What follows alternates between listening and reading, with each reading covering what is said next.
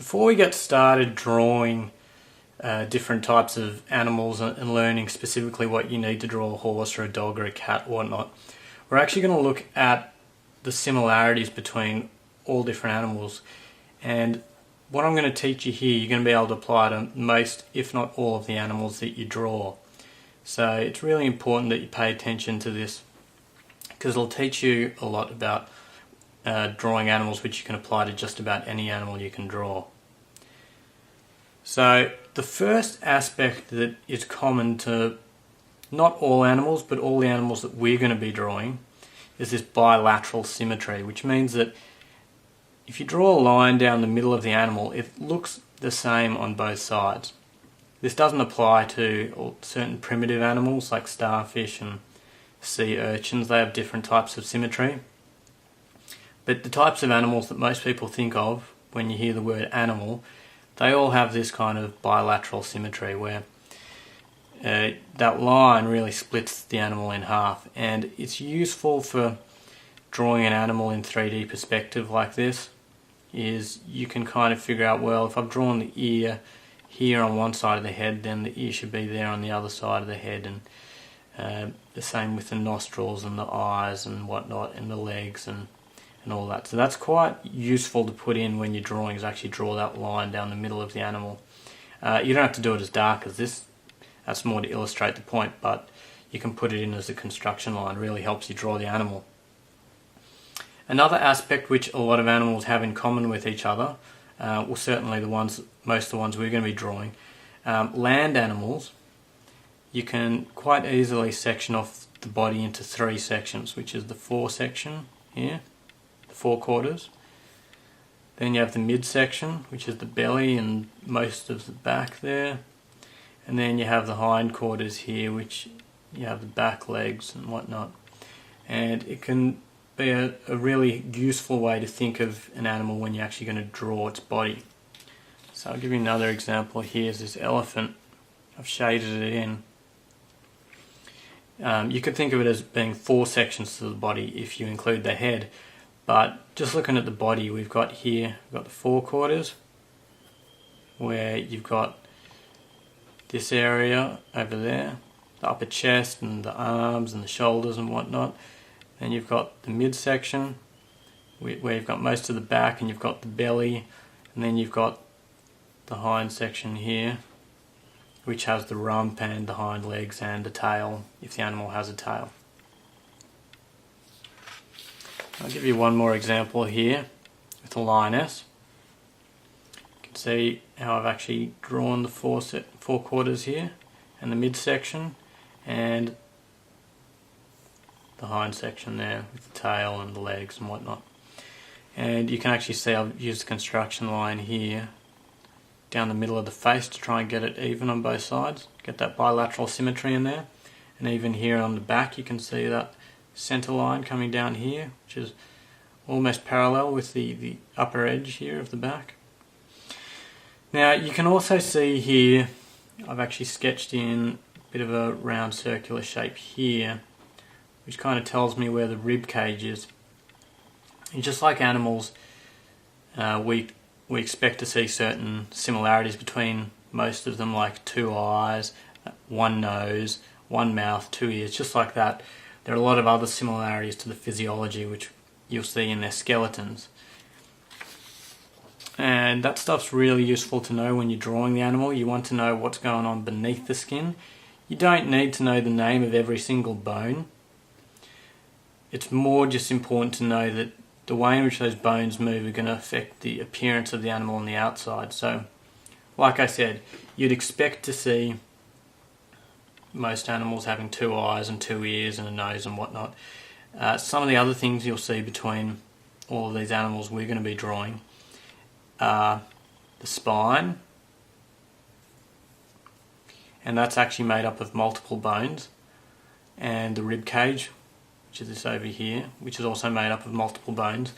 And because it's made up of lots of little bones, which I haven't actually drawn in there individually, but because it's made up of lots of little bones, it gives the animal the ability to really like flex and change, kind of change the shape that's going on there. So when an animal hops, when a hare is jumping, for example, you'll see the shape of its back can actually change because the shape of the way these bones are connected to each other gives it some real flexibility. And some animals have much more flexible spines than others. A cat has a much more flexible spine than a horse. Now, moving on, you have obviously the leg bones here and in the feet. You can't really see it very well in this drawing, but you tend to have two bones next to each other in the forearm and only one bone up here in the upper arm. And the same goes for the hind legs. One bone up here and then two bones next to each other down there. The leg bones in the front connect to the scapula or shoulder blade, as you may be familiar calling it. And the shoulder blade tends to be angled alongside the rib cage. So in most animals you're going to find that shoulder blade or scapula is actually at a vertical angle. It's straight up along the side of the animal. And that's a mistake that a lot of people make when they're drawing a human, when they're drawing an animal and they're familiar with human anatomy, is because in humans the scapula is a different shape. It's flat along our back, and so the shoulders in a human are placed somewhere like that. And you'll see people sometimes drawing animals that way, and it's not the case with most animals. Most animals, the shoulder's actually down here. Moving further back, you have here, this is the hip bone, and the spine continues through the middle of the hip bone and can continue into a tail, and it varies in length depending on how long the animal's tail is, obviously. But the hip bone there is what connects to the upper leg bone.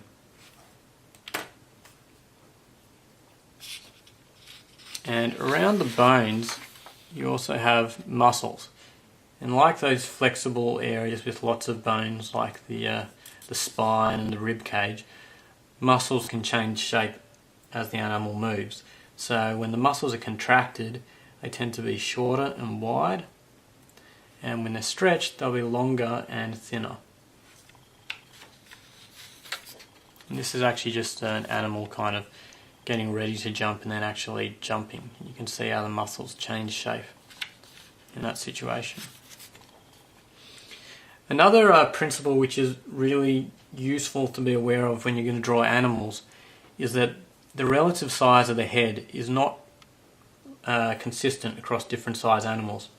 Obviously, for the same size animal, some animals have big heads and some animals have little heads. But even if you look here at one type of animal, which is a dog, you see a small breed like a Chihuahua, the head is much bigger compared to the body than in a large breed like a Great Dane. The Great Dane's head is relatively much smaller compared to the rest of its body.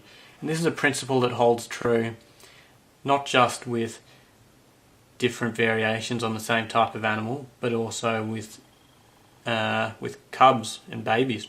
Babies tend to have a relatively much larger head than an adult animal. And similarly to the variation in head size, you also find this with eyes.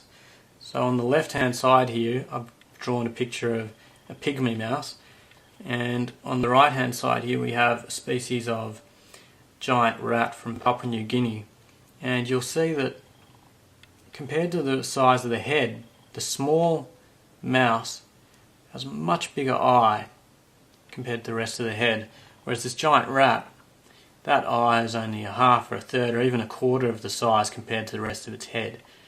So again, it applies to baby animals. Baby animals will appear to have much larger eyes than larger animals, and that's one of the things that makes baby animals look cute, is that large eye really makes us see something as being cute. So these are the basic rules and principles that are good to understand when you're going to draw animals, but there are always exceptions to the rules. Shrews, for example, are small animals with very small eyes compared to the rest of their head. Birds, you can't really divide them into those I mean, you can divide them into those three body shapes, those three body sections if you want, like this. But it's not going to be that helpful when drawing a bird, because the way that their wings are when they're not flying, the wings actually cover a lot of that part of the body. So dividing the body in three might not be that useful for drawing birds, but certainly when you're drawing land animals and the majority of animals, all these principles are going to hold true. So good to keep in mind when you're going to be drawing all sorts of different species.